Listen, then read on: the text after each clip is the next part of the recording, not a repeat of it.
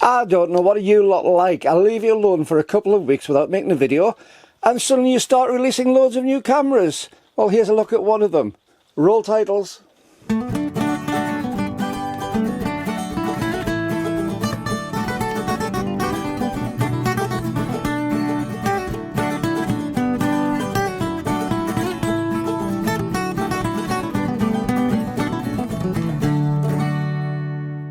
Hi YouTube, Brian James at Micro Four Thirds guy with you once again, and before I start off, a big thank you for all the kind words for me and Mrs. Four Thirds because of her little bit of illness recently.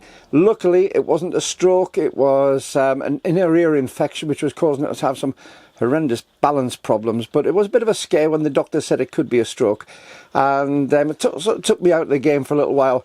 Worrying about her and also trying to make things easier for her as we went on. So I'm pleased to say she's fully recovered, fully back to work and things, and I'm now fully back to you, so it's good to see you again. And as I say, thank you very much for all the kind words and kind wishes that I had.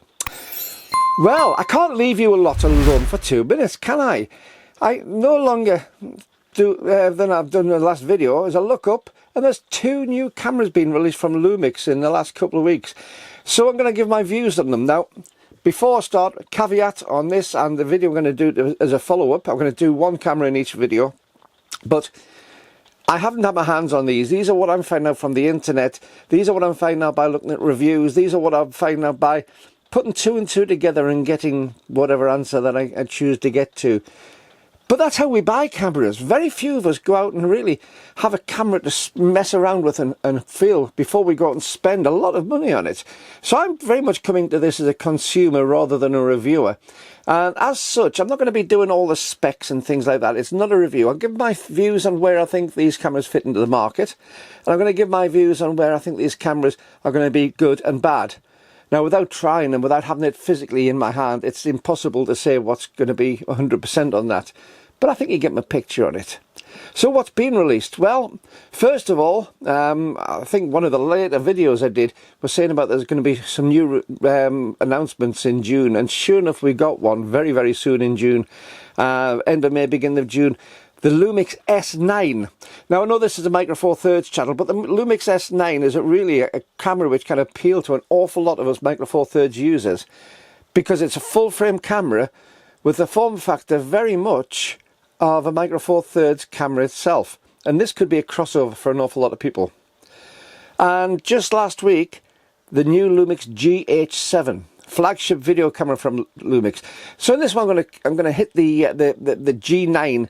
I'm going to hit the S9, not the G9. Well, I looked at the G9. I'm going to hit the S9 and say what I've pulled together from all the little different bits and pieces that I've seen on the internet, and give you my views as to whether I think it's going to be a good idea or a bad one.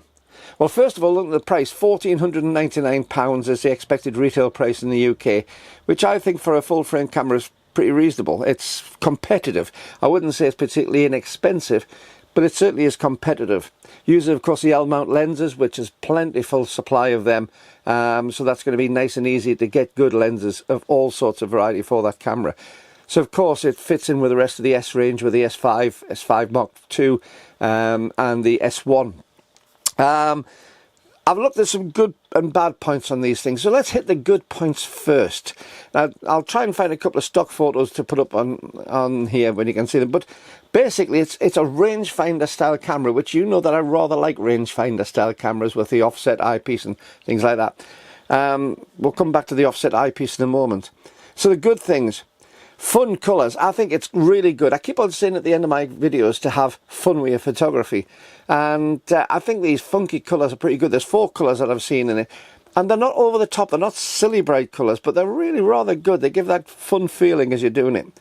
The 24 megapixel sensor, of course, full frame, so going to give you some fantastic results on that one, I presume. This is going to be the same sensor which is in the S5 Mark II, I'd guess. The form factor, as I've said, the rangefinder type style I really like.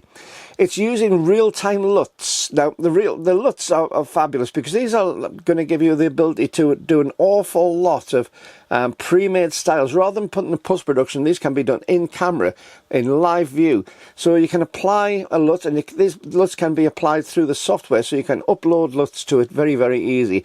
So they're shooting styles, and it means that there's an awful lot of work can be done straight out the camera without having to do post-production editing. If you've got a particular style which you normally apply, or a couple of styles you'll apply, you can upload them to the camera, and the camera can apply them to what you're taking a photograph of straight away, save it as that, and it's ready just to send straight out. And sending out is an important thing, which I'll tell you about in a second. It has phase detect, of course, which is now becoming standard on the Lumix cameras, which I'm really pleased about, because it was after a lot of badgering to Panasonic Lumix to get phase detect on, and it seems that it's now become their standard norm over the depth from defocus, which I think is a really good thing. And subject detect, of course, which we've got used to, and a few more subjects which are coming in, and these are coming out through different cameras. They're starting to really build up on the AI on subject detection and so far as autofocus. So I think that's really good. Superb IBIS stabilization. The stabilization is supposed to be very, very good on this camera. Autofocus speed is incredibly quick. It really is very, very quick autofocus speed from what I've seen on all the reviews, which really does impress me on that one. And a long battery life, because you're not doing a lot of the other bits and pieces. It's something of a cut down full frame camera. Sorry if you can hear rain in the background. It's pouring down here. Well, it is England. It's height of summer. You're used to it. So yeah, battery life, battery life is given an awful lot of still shots and a good video recording time if you want it. So I'm really pleased to see that. A new Lumix Lab app, and this Lab app is really good because it lets you do MP3 light videos out straight from the camera and straight on the Lumix Lab app, and very, very quickly transfer them across the social media. It's a big thing, and cameras, in my opinion, have been lagging behind insofar as how their connectivity to mobile devices has been.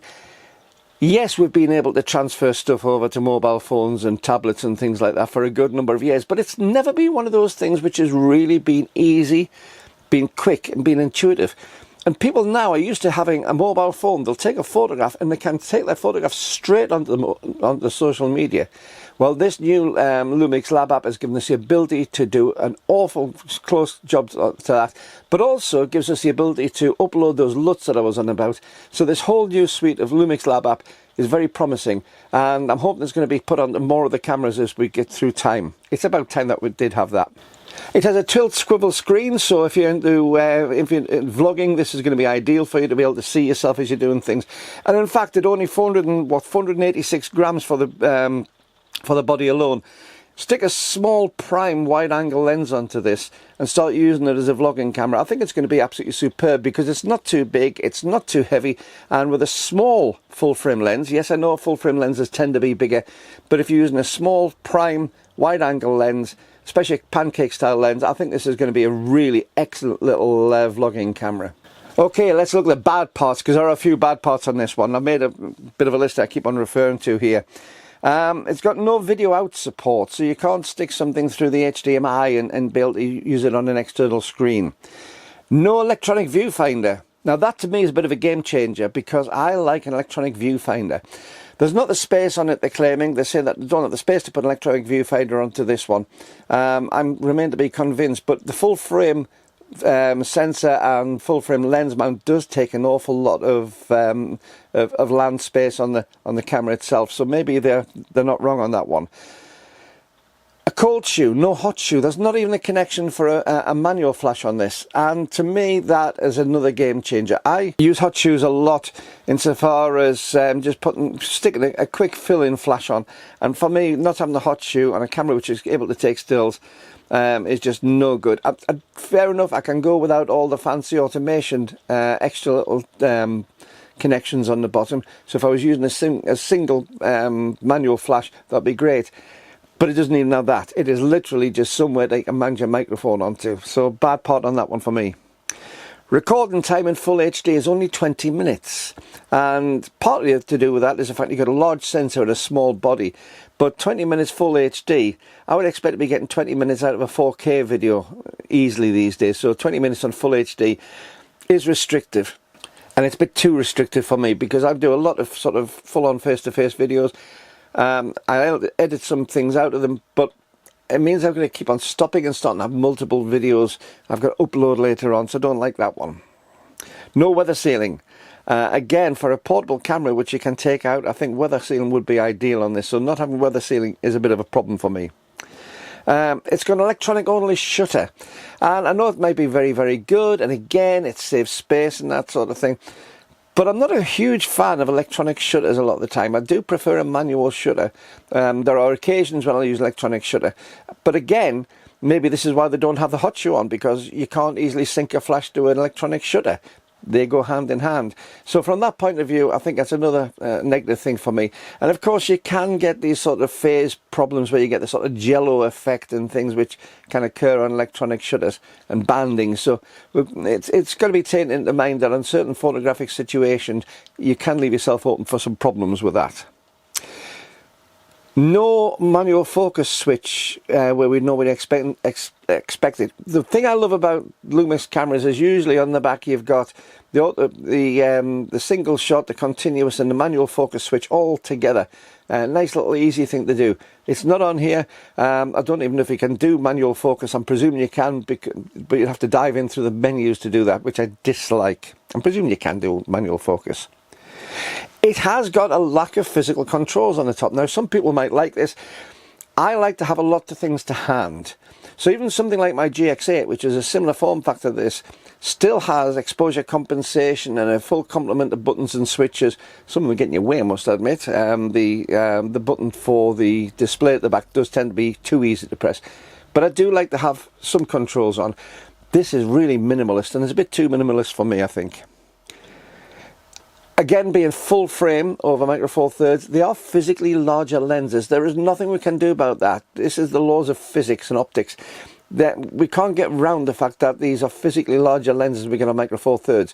So if we are using it as a vlogging camera, unless we're sticking to just certain really small pancake lenses, prime pancake lenses, we're going to be lumbered with larger lenses. Can be a problem for some people. It's the reason I moved away from full frame in the first place. They come to smaller, lighter cameras. And basically, I think the camera would have been far better as a Micro Four Thirds camera, which I'll come to in a few moments. But that's it, basically. Do I like the camera? I think the camera's great. I think for £1,500, it is a touch on the pricey side for what you get. It's a bit too cut down for me. So is this a camera I would buy? No, it's not. I miss my EVF too much. I would want to have an electronic viewfinder on. There's a lot of situations, especially when you've got some backlight, where you can't see the display properly. I've recently been taking out my GX1, I should say, for a little bit of playing around with, and I found it really hard work not having an electronic viewfinder and just trying to see what was on the back of the screen. The other thing, of course, is, as I say, the mechanical shutter and the hot shoe. Those three things would put me off this camera. Does it mean it's a bad camera? Quite the opposite. I think it's a fabulous camera, actually. I think it's brilliant. And I think if it fits your shooting style, I think it's a really good camera to consider. Certainly in comparison to the A7C Sony and things like that, I think it's a very competitive camera. And if you're fitting into that sort of mold where you run and gun videoing, run and gun shooting, and just the more modern style of photography, which I'm not into, I think it could be the ideal camera for you. Now, I did say about comparison to Micro Four Thirds. Yes, I still think that Micro Four Thirds camera would have been better. But it gives me hope. And this is an important thing for the Micro Four Thirds market. This gives me hope. Now, you'll know that I've shouted on for a long time about a new version of the GX8. I think the GX8 is fabulous. Of the rangefinder style cameras in the Micro Four Thirds line, it was a large camera. It was considerably physically bigger than, say, the GX7 or GX9. But I like the size of it. I like the feel of it as a camera. And this is incredibly close in size and weight, body-wise, to the GX8.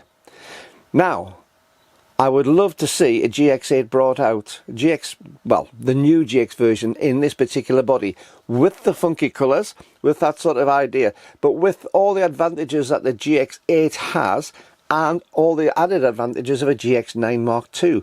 So we've got the controls of GX8, we've got this basic body format, which is great, the rangefinder body, but because the lens is smaller and out the way, the lens mount is considerably smaller, that would hopefully give you the ability to put that electronic viewfinder back in, which is needed, and the mechanical shutter. The phase detect and the larger sensor, the 24 megapixel sensor, I think would be essential on that. Obviously you'll be able to get longer recordings as well, because you've got less heat problem from the smaller micro four thirds sensor over the full frame sensor. And because it's a smaller sensor, the image stabilization will be better. I think that would make a perfect, and I mean perfect, vlogging camera, because being micro four thirds in this same size body with a similar sort of weight, but with all the added advantages in a micro four thirds format, I think that would be absolutely superb. I use the G100 a lot. I'm using the G100 for this recording, and I've said about the shortfalls on that, but a GX8 I would like. This outdoes the GX8, a new version of the GX8, GX8 2 or GX10, whatever you want to call it, but based on the S9 body with micro four thirds architecture, I think would be an absolute killer of a camera, and I'd guess a similar sort of price to this. I would buy that. I would go out and buy it on its day of launch, which I never say very much about cameras. So let's hope that Lumix is listening to this. But in the short term, when we've got with the S9, Lumix, I think you hit a winner on this one. I'm really impressed with it, but I do feel that there are one or two shortfalls which will prohibit photographers and videographers like myself. But I think that that would actually appeal more to maybe the younger generation, and I think it's a real killer of a camera. Let me know what you think in the comments below. I'm really keen on what you think of the camera. I was asked to do this actually while I was off by one of my contributors, who said want my views on the S9, and rather than just do a curt reply to that, I thought I'd do a whole video on it. Don't forget as well, if you'd like to subscribe to the channel, we're at about 11,200 subscribers now. Just hit the red button below, and if you'd like to become a patron of the channel like these wonderful people are here, there's a link below. Or if you'd want a cup of coffee, there's a PayPal link for a cup of coffee or a super thanks below here too. But until the next time, keep on enjoying your photography, keep on having fun with your photography, and if you get any funky coloured cameras, have even more fun with the looks of the camera too. But I'll see you in the next video. Till then, bye bye.